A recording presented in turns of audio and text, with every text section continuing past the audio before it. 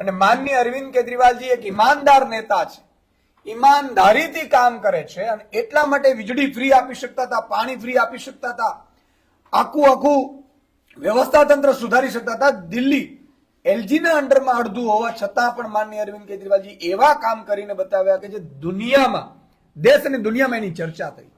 આખા દેશમાં આમ આદમી પાર્ટીનો ડંકો વાગવા માંડ્યો ને, જમ્મુ કાશ્મીરથી માંડીને કેરેલા સુધી અને પશ્ચિમ બંગાળથી માંડી અને ગુજરાત સુધી, પંજાબ સુધી આમ આદમી પાર્ટીને બધા શું સ્વીકારતા થયા.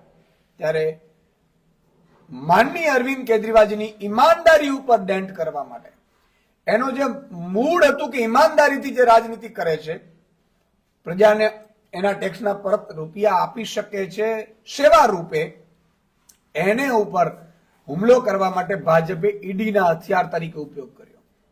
જે રીતે આજે ગઈકાલે ન્યાયાલયનો જે ચુકાદો આવ્યો છે, માનનીય અરવિંદ કેજરીવાલજીને બહેમાન ચિતરીને ઈડી જે રીતે હેરાન પરેશાન કરતી હતી, ખોટા કેસો કરતી હતી ભાજપના ઈશારે, એનો પર્દાફાશ થઈ ચૂક્યો છે.